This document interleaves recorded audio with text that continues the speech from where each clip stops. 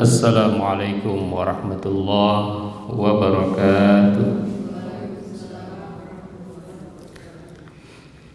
Alhamdulillah wasyukru ala ni'amillah, wassalatu wassalamu ala rasulillah Muhammad ibn Abdullah wa ala alihi wa ashabihi wa mawalah.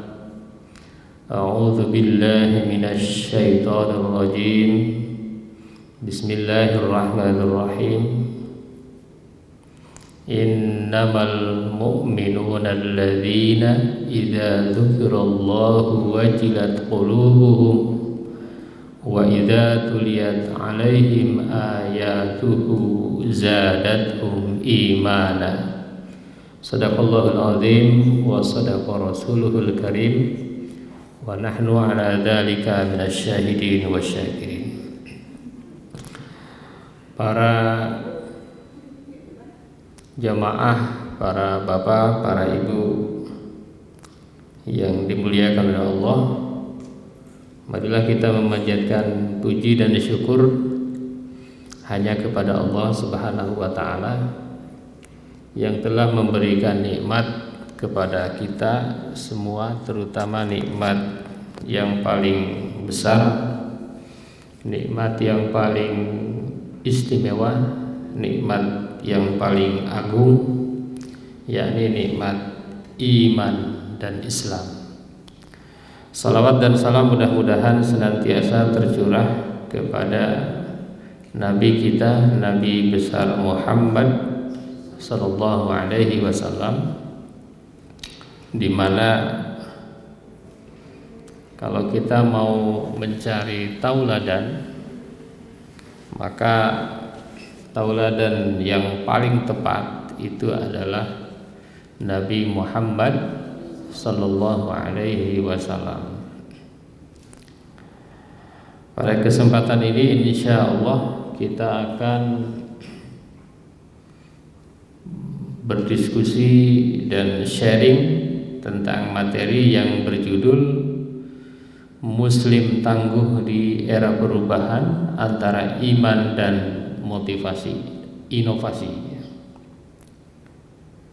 Jadi seorang muslim itu harus tangguh.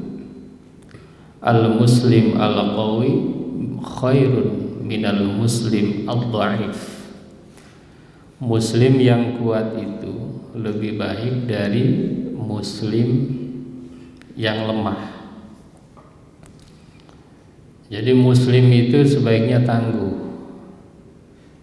kecuali terpaksa belum tangguh. Kalau belum tangguh, maka dia harus berupaya untuk menjadi muslim yang tangguh, muslim yang tidak lemah, muslim yang tidak rapuh, muslim yang tidak mudah goyah. Harus tangguh. Apalagi di era saat ini adalah era perubahan, di mana di setiap detik itu perubahan ada. Di setiap waktu selalu ada perubahan. Bahkan kalau seandainya tidak memiliki iman, kadang-kadang berbahaya sekali perubahan-perubahan yang terjadi saat ini di seluruh bidang, di berbagai bidang, di berbagai aspek kehidupan. Maka kalau kita melihat sejarah, tidak ada satupun komunitas, individu, bahkan hewan sekalipun yang bisa bertahan kecuali mereka yang mampu mengikuti perubahan. Dan saat ini perubahannya semakin dahsyat dan luar biasa. Apalagi saat ini dikenal dengan era disrupsi. Era disrupsi ini ngeri sekali. Kenapa? Karena kebaikan itu bisa menjadi keburukan,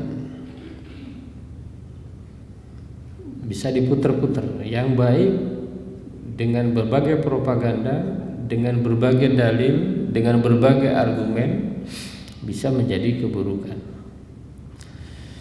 sebaiknya keburukan bisa menjadi satu kebaikan.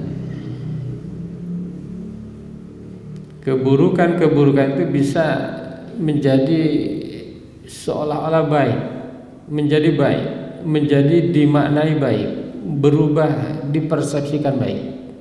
Dan itu sudah banyak sekali terjadi ya. Nah, ini yang mengerikannya kalau disrupsi ini terjadi pada aspek akidah. Ini nggak boleh. Kalau akidah tidak boleh berubah. Maka seorang muslim itu ada dua, satu iman, dua inovasi. Di satu sisi dia harus memiliki keimanan yang kokoh, keimanan yang tidak goyah. Di satu sisi dia harus berinovasi. Jadi iman dan inovasi ini menjadi dua hal yang harus ada pada diri seorang muslim.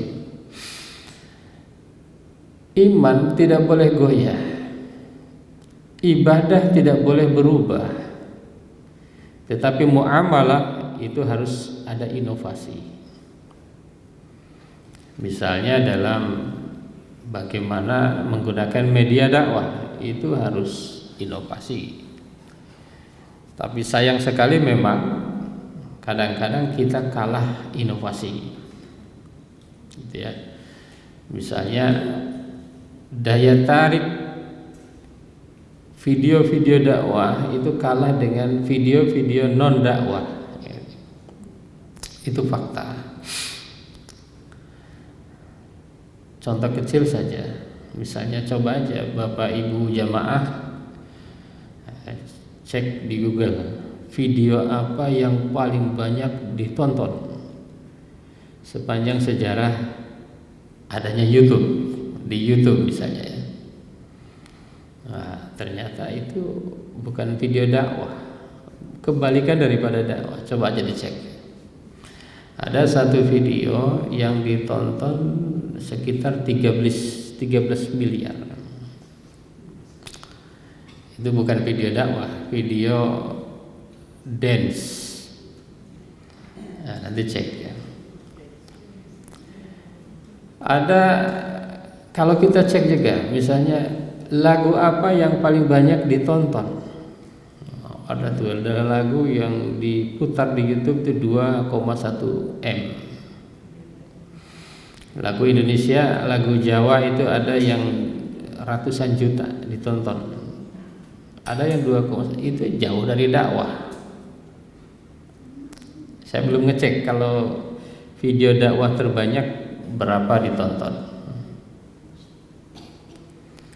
Yang tahun ini ada lagu yang sedang viral itu ditonton udah sekitar 700 jutaan dalam 2 bulan. Itu juga jauh dari dakwah. Artinya apa? Ya kita harus sadar bahwa ada kekurangan di dalam inovasi. Jadi ada ya kekurangan dalam inovasi.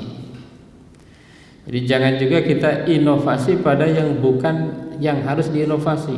Kadang kebalik. Sholat inovasi nggak bisa. Misalnya subuh jadi 4 rakaat nggak bisa. Tidak boleh berinovasi. Tapi kalau dalam misalnya pembangunan gedung masjid seperti masjid yang megah ini, itu butuh inovasi.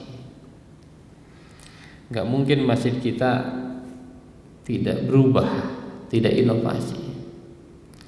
Media juga inovasi, sekarang media digital dan lain sebagainya. Nah itulah umat Islam ya. Di satu sisi dia harus imannya kokoh, di satu sisi dia harus berinovasi. Hadirin jamaah yang berbahagia, ada 4 poin yang bisa disampaikan pada kesempatan ini. Yang pertama adalah bahwa iman sebagai fondasi utama di era perubahan. Jadi di era perubahan ini kita akan mampu menghadapinya seandainya kita dalam keadaan beriman. Kalau tidak beriman berbahaya. Jadi iman itu memang yang paling mahal. Nikmat yang paling mahal itu iman. bukan harta, bukan benda, bukan jabatan. Meskipun jabatan juga nikmat besar, harta juga nikmat besar, tetapi yang paling besar adalah nikmat iman. Bisa kita buktikan kenapa nikmat iman adalah nikmat yang paling besar. Ada satu ayat di dalam Al-Baqarah, a'udzubillahi minasyaitonir rajim. Innal ladzina kafaru wa matu wa hum kuffar la yuqbala min ahadihim mil'ul ardi dhahaba walau iftada bihi lahum 'adzabun alim wa ma lahum min nasirin. Orang-orang yang tidak beriman, orang-orang kafir dan mati dalam keadaan kafir. Saya sering menyebutkan orang kafir itu tidak mesti orang yang KTP-nya tidak Islam. Bisa jadi Islam tapi kafir. Orang yang kafir dan mati dalam keadaan kafir, dalam keadaan tidak beriman, la yuqbala, kata Allah, tidak akan pernah diterima. Walaupun hartanya banyak, dia beramal banyak, tidak akan diterima. La yuqbala min ahadihim mil'ul ardi dhahaba, tidak akan pernah diterima dari salah satu mereka yang tidak beriman itu, mereka yang kafir itu, dhahaba, sepenuh langit dan bumi, emas yang dia sedekahkan tidak akan pernah Allah terima. Lahum adzabun alim, mereka mendapatkan azab yang pedih. Wa ma lahum min nasirin, dan mereka tidak akan ada yang menolong. Hadirin jamaah yang berbahagia, jadi sebesar apapun amal tidak ada gunanya bagi mereka yang tidak beriman. Artinya keimanan kita ini yang hadir di sini pasti beriman, nggak mungkin tidak beriman hadir di sini. Artinya meskipun kita mungkin amalnya belum banyak, tetapi kita lebih baik dari yang lain yang tidak beriman. Maka dalam Al-Quran dikatakan wa antumul a'launa in kuntum mu'minin. Kalian tetap adalah makhluk terbaik, manusia terbaik jika kalian dalam keadaan mukmin. Tuh. Maka iman ini adalah fondasi, ya. Zahaba, sepenuh langit dan bumi emas, ya bisa dibayangkan kalau ada emas sepenuh langit dan bumi. Bagi Muhammadiyah lebih mudah lagi dakwahnya. Sekarang emas 1 gram berapa?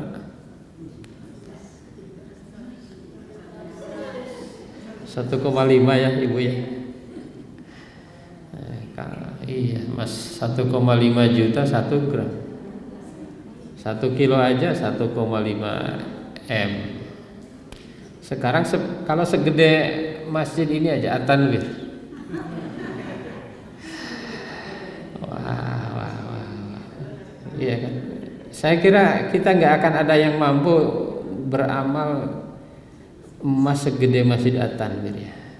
Saya menduga, tapi mudah-mudahan ada di sini ya. Mudah-mudahan ada. Mungkin kalau sekilo mungkin masih ada ya. Itu pun jarang Bu ya. Belum lama saya ke toko emas. Kan di situ ada 1 gram, 0,5 gram, 1 gram, 2 gram, 5 gram, 10, 25, 50, 100, 250, 500, terakhir 1000. Saya nanya iseng-iseng ya, Mas, ke penjaga di situ, ini emang ada yang beli 1 kilo? Oh gede banget gitu ya. Emang ada ya? Apa jawaban dari Mas itu? Banyak Pak katanya. Banyak yang beli. Wah, kata saya. Transfernya gimana ya? Kita transfer 10 berapa sekarang dibatasi ya? Oh, berarti pakai apa deh transfernya itu? Artinya berarti ya orang kaya itu banyak ya. Cuma karena yang kaya biasanya nggak bunyi ya. Orang Islam yang kaya saya kira banyak. Makanya Baznas, Bapak Ibu jamaah sekalian, beberapa tahun lalu, bukan tahun ini ya, tahun ini pasti naik, melakukan penelitian di Indonesia. Kalau orang Indonesia zakat ya, nggak usah sedekah, yang wajib dulu zakat, nggak usah infak, nggak usah wakaf, zakat saja. Yang mampu, yang nggak mampu nggak usah. Se-Indonesia kalau dihitung itu sekitar 327 T. Kalau semua potensinya. Ada yang bilang lebih dari itu. Lalu yang terkumpul berapa? Nah, yang terkumpul katanya baru 32-an T. 32 T berarti berapa persen? 10%. Saya kira bukan yang hadir di sini lah ya. Kalau hadir di sini insya Allah zakat semua ya. Dan nisab semua ya insya Allah ya. Emasnya banyak. Ada Mas Wawan, ada Mas insya Allah ya. Kita doakan orang Islam itu harus kaya. Lembaga Islam itu harus kaya. Tetapi kekayaannya itu untuk umat gitu. Lalu saya tanya lagi Bapak Ibu jamaah yang berbahagia, kan suka ada selentingan. Banyak yang gak percaya lembaga zakat. Mas, saya tanya ke para peneliti di bidang zakat, apakah sudah ada penelitian yang menyatakan bahwa berapa jumlah zakat yang tidak melalui lembaga resmi? Lembaga resmi itu kan Baznas, ada Laz, ya, ada Lazmu, ada dompet, duafa, ada banyak ya, ada bazis, ada lain sebagainya. Yang tidak zakat, tapi zakatnya langsung ke mustahik. Udah ada penelitian belum? Nah, kata beliau sudah ada. Tapi lupa berapa persisnya, tapi katanya baru 60 T. Sekitar 60 T. Kalau kita tambah dengan 32 T berapa? 92. Dibandingkan dengan 327 berapa persen? Baru 30%. Gitu ya. Itu ya. Masya Allah ya. Kekuatan umat Islam. Kalau seandainya ya, baru zakat ya, belum wakaf, belum sedekah sunnah, belum kurban, belum akikah, lain banyak sekali ya. Jadi kekuatan ekonominya luar biasa. Kadang-kadang kita itu ya, kadang-kadang bukan hanya problem, tapi juga ada problem manajemen ya, gitu ya. Manajemen zakat kita kadang-kadang perlu terus ditingkatkan. Hadirin jamaah yang berbahagia, jadi keimanan itu pondasi. Jadi kita ya ini kita itu hebat ya, itu. Tapi yang belum yang lainnya gitu ya. Di bidang yang lainnya mungkin kurang. Imannya insya Allah ya. Ada lagi ayat yang lebih menyeramkan lagi ya. Ayat ini wa qadimu ila ma 'amilu min 'amalin faja'alnahu haba'an mansura. Nanti di hari kiamat orang-orang kafir yang tidak beriman itu mereka menunjukkan amal-amal mereka. Saya telah bangun ini, saya telah nyumbang ini. Lalu dikumpulkan, ditunjukkan amal-amal mereka. faja'alnahu haba'am mansura. Kata Allah, saya jadikan amal-amal mereka itu bagaikan debu yang berterbangan. Artinya apa? Kalau tidak ada iman, tidak ada guna. Ini fondasi. Ada lagi di surat An-Nur. A'udzubillahi minasyaitonir rajim. Walladzina kafaru a'maluhum kasarabim biqi'ati yahsabuhu adh-dhama'anu ma'a hatta idza ja'ahu lam yajidhu syai'an wajadallaha indahu fawafahu hisabahu innallaha sari'ul hisab. Nanti orang-orang kafir itu amalnya itu kasarabim biqi'ati yahsabuhu adh-dhama'anu bagaikan fata morgana, kelihatan indah padahal disamperin tidak ada.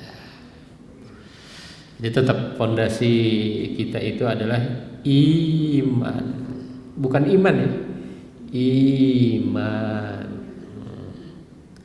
Kalau iman mang iman ya. Iman Islam itu di fondasinya. Jadi iman adalah fondasi. Siapa orang yang beriman itu? Nah, yang beriman itu yang hadir di sini hari ini. Ini tandanya innamal mu'minuna alladzina idza dzukirallahu wajilat qulubuhum wa idza tuliyat alaihim ayatuhu zadatuhum imana. Orang-orang yang ketika disebutkan Allah hatinya itu bergetar, ya. Wa idza tuliyat alaihim ayatuhu zadatuhum imana, ketika dibacakan ayat-ayat Allah imannya bertambah. Masya Allah ya. Ini ada tafsirnya ya. Apa yang dimaksud dengan bergetar itu? Khusyuk. Hatinya itu khusyuk, zikir kepada Allah. Ketika disebut Allah, Allah, Allah. Kalau kita bergetar ketika disebut apa? Naik gaji gitu ya. Enggak. Kalau di sini enggak. Dapat bonus, bergetar. Ketika dapat dengar Allah lebih bergetar lagi. Itu seorang yang beriman. Jadi ada satu rasa yang luar biasa dalam hatinya. Itu orang yang beriman. Kalau di dalam surat Al-Mu'minun, ciri-ciri orang beriman kan ada 6. 1, qad aflahal mu'minun alladzina hum fi salatihim khashi'un.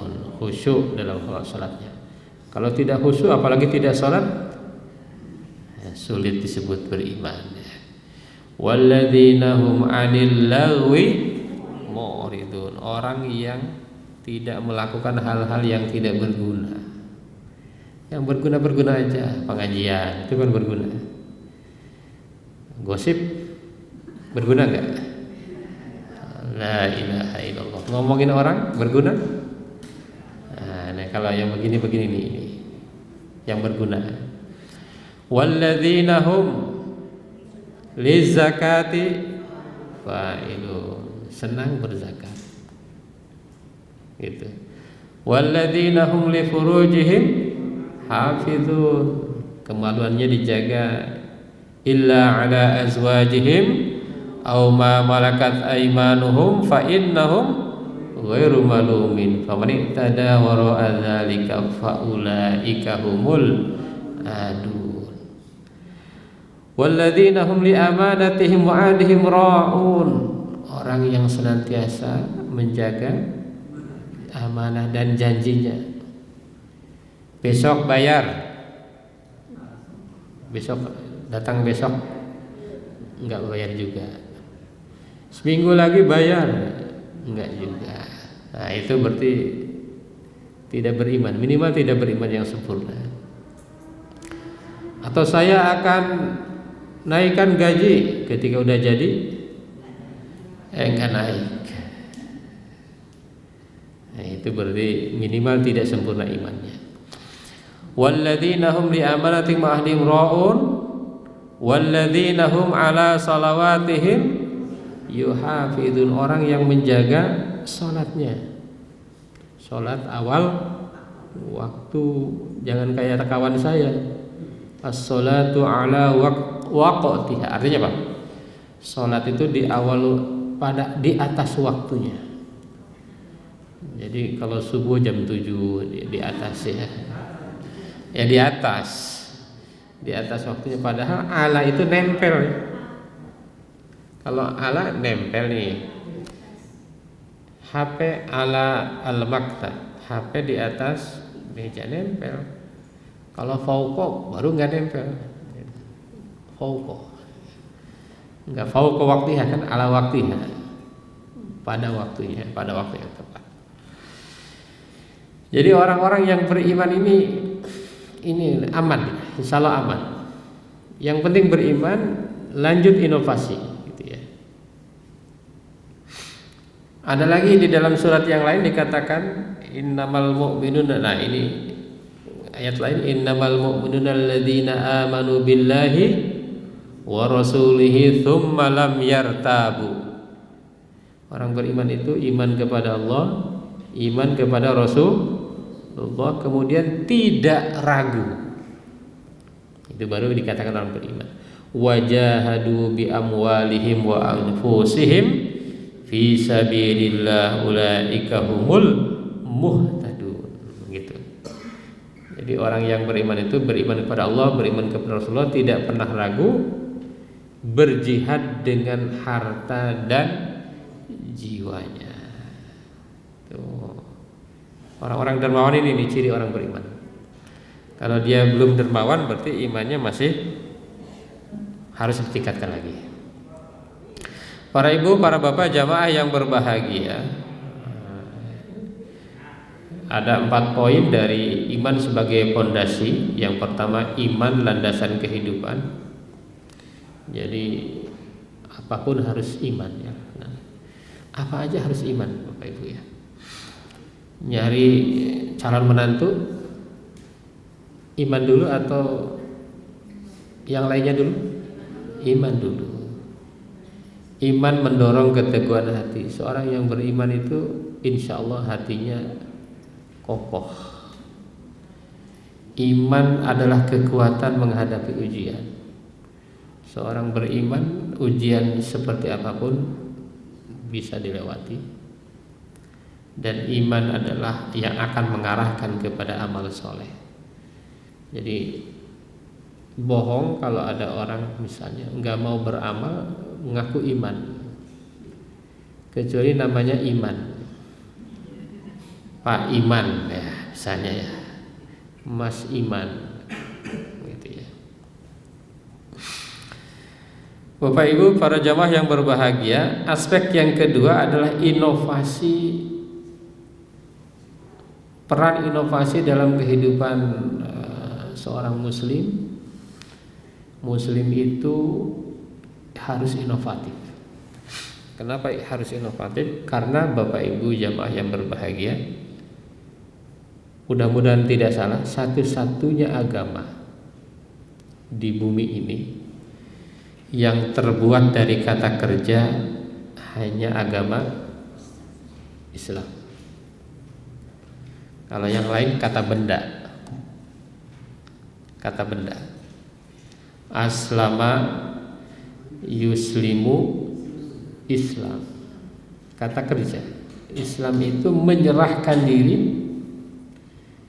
Islam itu berserah diri. Jadi kata kerja. Itu satu-satunya agama di muka bumi ini. Oleh karena itu maka inovasi tidak bisa dilepaskan dari Islam. Meskipun Allah menjanjikan inna nahnu nazzalna dzikra wa inna lahu lahafidun. Kata Allah, saya menurunkan Al-Quran dan saya akan menjaga Al-Quran. Kami akan menjaga Al-Quran, kata Allah. Tapi umat Islam itu dituntut terus untuk berinovasi. Bagaimana caranya agar dakwah ini terus berlanjut sampai hari kiamat. misalnya dalam pembangunan organisasi dan lain sebagainya. Dan ini tidak bisa dilepaskan dari seorang muslim, dia harus berinovasi. Ini ayat ini Bapak Ibu jamaah, ini biasanya dijadikan ayat kuliner. Bapak Ibu yang senang kuliner, ini ayatnya.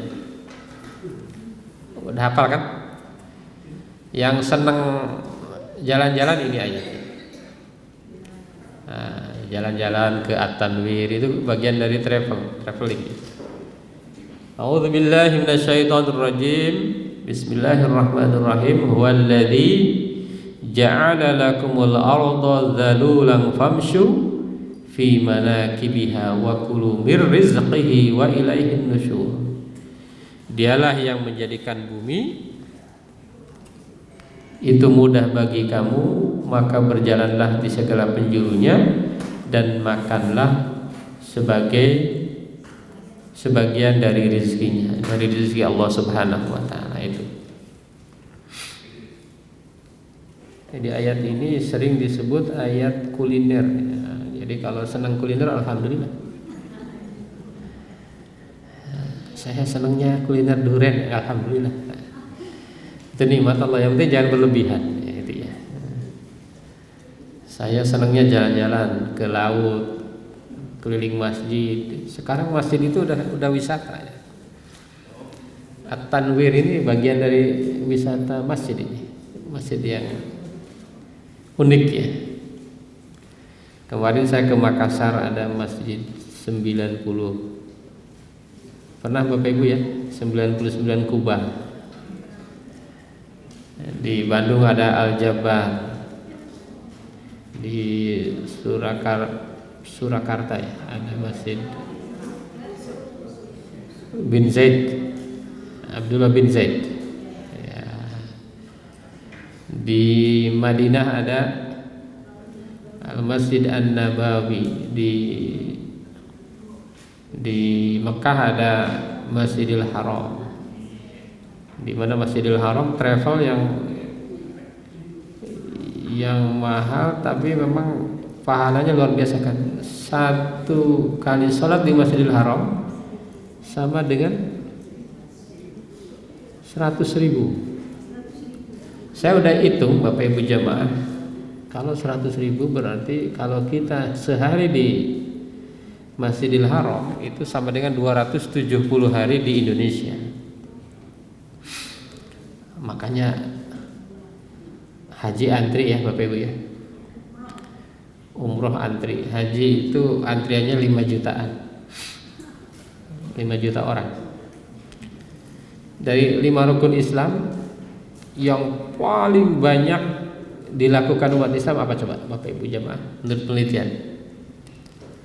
Syahadat oke ya. Salat, zakat, puasa, haji 4. Yang paling banyak apa?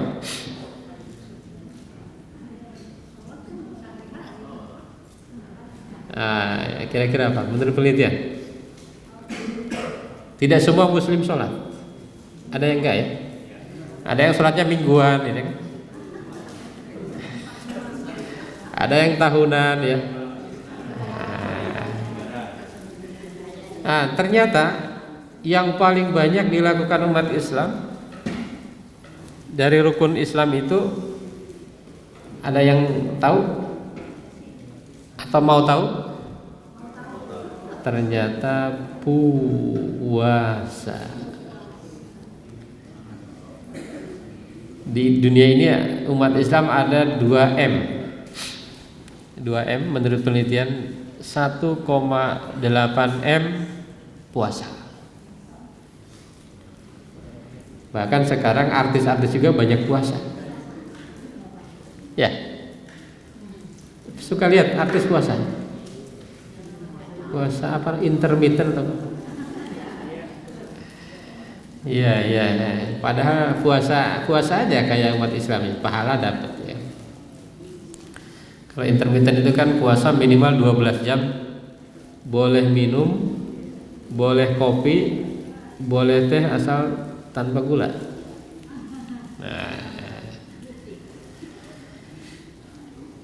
Yang paling rendah apa Bapak Ibu dari rukun Islam itu? Katanya zakat. Kecuali di Muhammadiyah. Nah, insyaallah ya. Laporannya terus meningkat ya, bagus, dan itu yang harus kita pastikan bahwa rukun Islam itu harus kita jalankan. Para ibu bapak jamaah yang berbahagia, ini butuh inovasi. Kenapa kita butuh inovasi? Karena satu, inovasi itu adalah bagian dari ibadah. Ada satu hadis, tapi disebut itu bukan hadis ya, kata ulama ya. Ibadatut tafkir, ini bukan hadis tapi ulama lah. Khairum min ibadati sittina aman. Kira-kira artinya apa? Ibadah berpikir, mencari ilmu, merenung, belajar, itu lebih baik dari 60 tahun ibadah tanpa ilmu. Saya kira betul juga. Sholat tanpa ilmu 60 tahun, pahala enggak? Sia-sia. Misalnya sholat tidak wudhu ya, sia-sia. Tapi saya kan ikhlas sholat tanpa wudhu, ya sia-sia. Ada yang bilang hadis lain atau mungkin perkataan ulama ya, lebih baik dari 1000 rakaat salat sunnah. Jadi Bapak Ibu yang hadir di sini pahalanya lebih baik dari 1000 rakaat salat sunnah. Pernah salat sunnah 1000? Belum ya?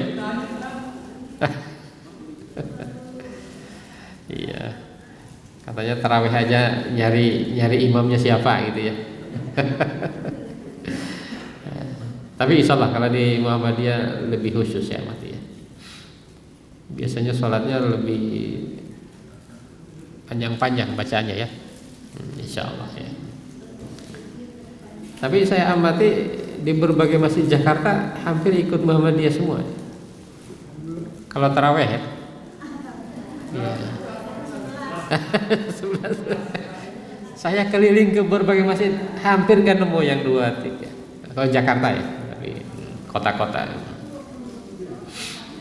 Masya Allah. Kalau kata Kiai Ahmad Dahlan, memang dakwah itu butuh waktu ya, butuh waktu. Seperti dakwah tentang arah kiblat, kata beliau itu baru 100 tahunan baru diterima oleh yang lain, oleh umat ya. Awalnya enggak, sekarang masjid yang enggak sesuai kiblatnya mencong-mencong itu ya. Apa namanya? Sajadahnya dimencong-mencong karena dia merasa kiblatnya enggak pas gitu ya. Jadi butuh inovasi Bapak Ibu. Walladzi ja'alakumul arda dhalulan famshu fi manakibiha wa kulu min rizqihi wa ilaihin nusyur. Ada 4 poin dari inovasi ini. Inovasi adalah ibadah. Jadi kalau kita berinovasi itu adalah bagian ibadah. Bahkan itu bisa masuk ke amal jarid atau sedekah jariah. Sebetulnya nggak ada amal jariah ya, adanya amal jarin. Kalau jariah kan harus perempuan, sedekah jariah nggak ada amal jariah. Jadi kalau kita berinovasi itu amal jarin atau sedekah jariah. Seperti ini Pak Yai Ahmad Dahlan. Wah, ini jariahnya luar biasa kan. Hamka, Buya Hamka ya, yang kemarin filmnya bagus tuh, diperankan oleh siapa? Vino Gebestian ya. Saya nonton itu. Saya amati beliau bukan orang kaya, betul nggak? Tapi sekarang Al-Azhar, saya belum nemu karyawan Al-Azhar itu yang kekurangan, belum nemu saya. Bahkan kemarin ada salah satu kepala sekolah Al-Azhar bilang ke saya begini, Ustadz, kalau mau bikin sekolah Al-Azhar, yang penting ada yang menyiapkan dana. Saya bilang, berapa Ustadz kalau mau bikin? Kalau mau franchise katanya 50 minimal, baru bisa jalan. 50 M, bukan 50 juta. Itu belum full ya, baru jalan tuh kelas 1 dulu gitu ya. Belum kelas 2 tuh. Itu udah bisa jalan kalau 50 M. Saya bilang, wah itulah amal jari. Buya Hamka nggak kaya-kaya banget, tapi dampaknya luar biasa ya. Itulah inovasi ya. Inovasi adalah ibadah, inovasi dalam meningkatkan pendidikan dan ilmu pengetahuan. Inovasi dalam menciptakan kesejahteraan ekonomi. Tadi tidak harus orang kaya, ternyata dengan manajemen yang keren, wah luar biasa ya, inovasi itu ya. Dan inovasi bisa menjaga lingkungan dan kelestarian ya. Luar biasa dengan inovasi-inovasi yang dibuat, kebermanfaatannya menjangkau melebihi usia kita. Jadi usia kita mungkin hanya 200 tahun ya. Nah, kalau kata siapa? Buya Hamka ya yang bilang ya. Mungkin ada yang 100 tahun kata beliau, tapi enggak ada tuh katanya yang 200. Nah, itu artinya apa? Artinya memang kalau usia itu enggak panjang. Tapi kalau amal kita, inovasi kita keren, maka insya Allah akan menjadi amal jari apa jarin? Jarin. Kalau sedekah jariyah. Ini banyak yang lupa nih. Amal jariyah, kata saya dari mana? Setahu saya yang ada sedekah jariyah. Kalau amal jari. Baik, Bapak Ibu jamaah yang berbahagia, yang keempat, kita harus mengkombinasikan antara iman dan inovasi dalam kehidupan sehari-hari. Jadi imannya kokoh, inovasi jalan. Maka Allah berfirman, a'udzubillahi minasyaitonirrajim, wabtaghi fima ataakallahu daral akhirah ad-daral akhirah wa la tansa nasibaka minad dunya. Carilah anugerah kehidupan akhirat, kebahagiaan akhirat, jangan kau lupakan kehidupan dunia. Di dalam Al-Quran ini enggak salah ya. Akhirat dulu baru dunia gitu. Jangan dunia baru akhirat. Cuma kadang-kadang kita lupa ya. Kadang-kadang diantara kita masih dunia dulu, akhiratnya siapa tahu masih ada kesempatan. Gitu ya. Ya itu manusiawi ya, punya nafsu ya.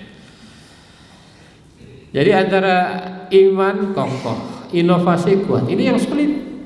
Kadang-kadang ada orang imannya kokoh, inovasinya lemah. Inovasinya keren, imannya lemah. Yang bagus itu imannya kuat, inovasinya kuat. Gitu. Ada 4 poin iman dan motivasi yang dikombinasikan. Yang pertama adalah iman sebagai landasan inovasi. Jadi inovasi apapun dasarnya harus iman. Kalau enggak iman, inovasinya merusak. Yang penting inovasi, tapi merusak. Misalnya bikin game, tapi game yang merusak. Harusnya umat Islam bikin game yang gak merusak. Ada gak game yang gak merusak? Game yang gak merusak generasi. Kalau ada, keren. Yang kedua, inovasi sebagai wujud syukur kepada Allah. Jadi kalau orang berinovasi, maka dia itu sesungguhnya sedang bersyukur gitu ya, kepada Allah. Kebalikannya kalau nggak berinovasi, diam aja, berarti dia tidak bersyukur. Inovasi memperkuat hubungan sosial, Dengan adanya inovasi yang baik, maka hubungan sosial akan semakin bagus. Misalnya inovasi dalam penyaluran zakat, itu bisa menciptakan hubungan sosial yang baik. Tapi kalau salah, malah bisa tersinggung, betul nggak? Ada yang pernah dikasih zakat tersinggung, ada. Apalagi yang kemarin kita tonton tuh, ya, zakat bukan zakat, bansos ya. Pas dipoto beras sekarung, ya kan? Pas dipoto beras sekarung, ternyata hanya untuk dipoto doang. Yang diterima satu plastik kecil itu. Maksudnya bagian dari sekarung itu. Masya Allah. Banyak inovasi-inovasi dalam zakat ya. Misalnya Bapak Ibu jamaah yang berbahagia, Baznas mengadakan 1000 dokter. Bayangkan, kalau orang udah dokter, ada nggak yang miskin dokter? Ada. Tapi banyakkan yang kaya apa yang miskin? Banyak kaya apa miskin? Ya, kaya, saya yakin banyak yang kaya. Artinya kalau seorang dibantu dari dana zakat untuk jadi dokter, akan menjadikan mustahik menjadi musaki. Keren kan? Iya, keren. Itu kan bagian dari inovasi-inovasi ya. Kemudian inovasi juga bisa menjaga kelestarian alam ya. Jadi dengan adanya inovasi tidak mengeruk ya. Cuma itu dulu ada inovasi yang motor pakai air tuh. Itu bener nggak Bapak Ibu? Jadi minyaknya itu bensinnya pakai air tuh. Itu kalau bener itu inovasi keren kan? Tapi kalau hanya untuk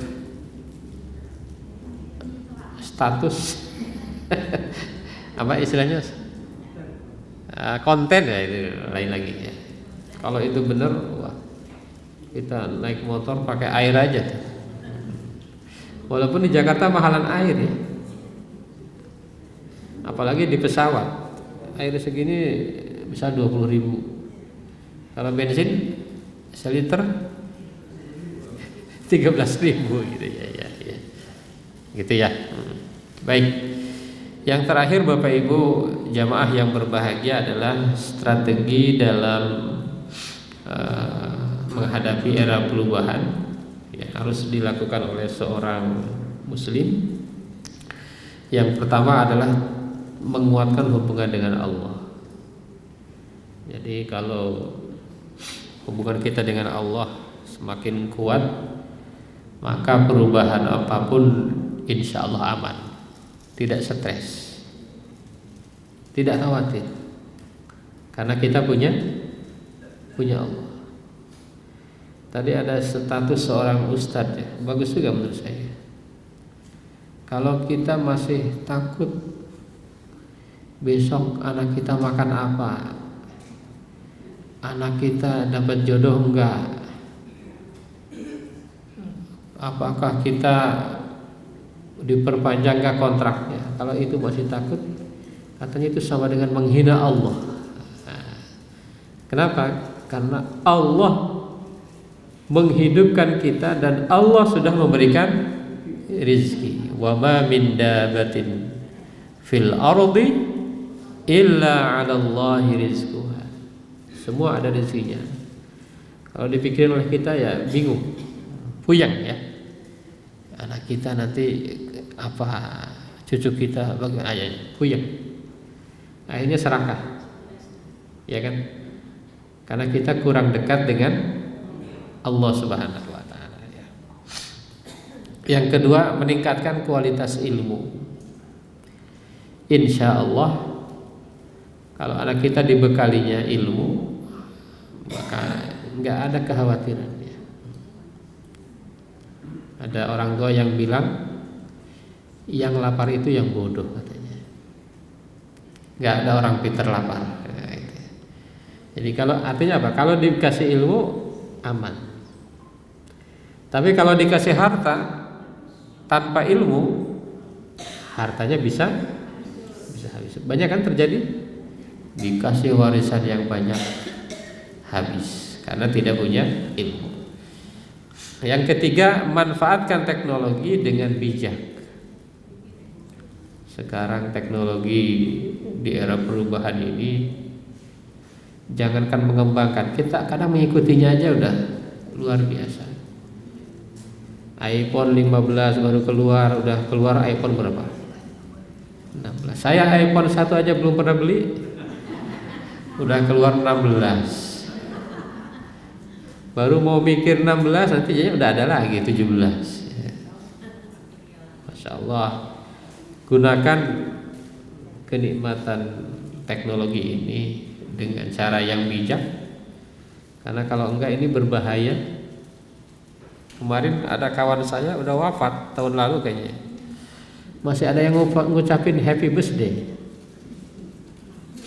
Mungkin dia nggak tahu bahwa orang tersebut sudah tidak ada. Itu kan bagus kalau ngucapin happy birthday.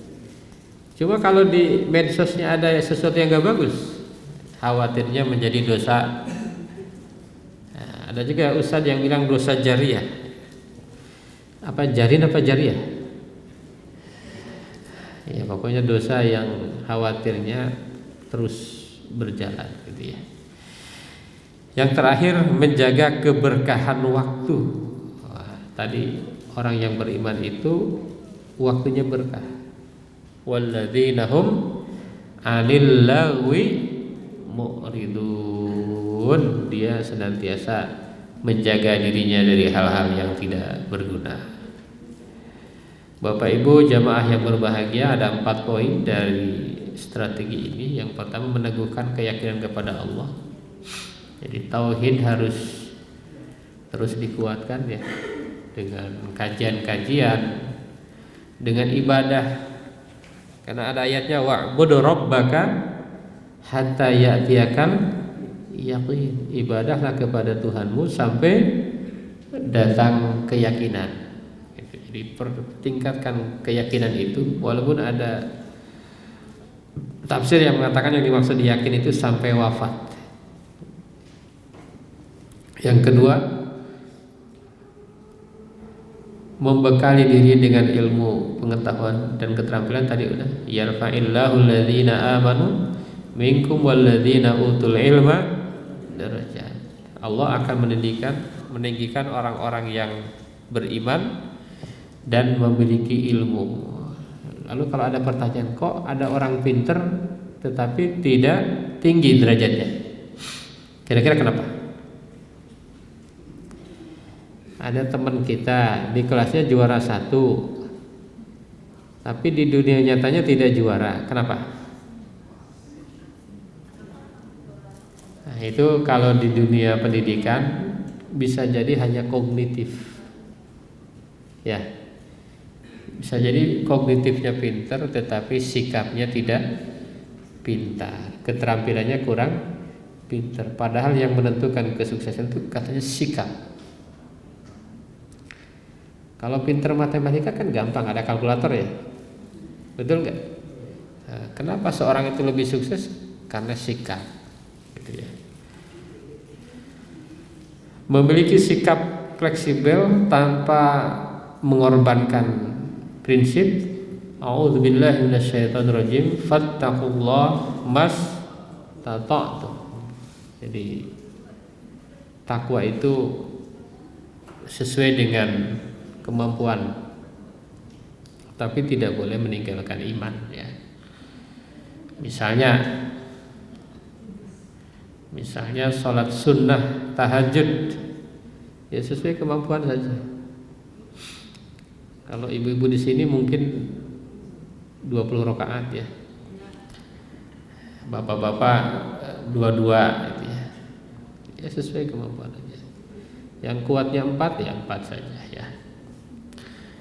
Dan yang terakhir, menguatkan hubungan sosial dan kolaborasi. Jadi ternyata di zaman modern itu, Bapak Ibu yang berbahagia, Yang hebat itu yang bisa berkolaborasi, bukan yang pintar sendiri. Seluruh kemajuan-kemajuan yang kelihatan itu bukan hasil sendiri, tetapi hasil kolaborasi. Maka wa ta'awanu 'alal birri wat taqwa wa la ta'awanu 'alal itsmi wal 'udwan. Seorang pakar ekonomi yang bernama Pak Sri Edi Swasono, kenal Bapak Ibu? Pak Sri, bukan Ibu Sri ya. Pak Sri Edi, saya pernah ikut sama beliau kuliah. Kata beliau, ayat inilah yang dimaksud dengan ekonomi syariah. Wa ta'awanu 'alal birri wat taqwa. Adanya Muhammadiyah ini kan wa ta'awanu, betul nggak? Kalau sendiri, tapi kalau gara-gara berjamaah, wah ini Muhammadiyah ini bisa menjadi paling kaya ya. Paling kaya betul. Orang Jawa kalah nggak sama beliau, sama Muhammadiyah? Mas Elon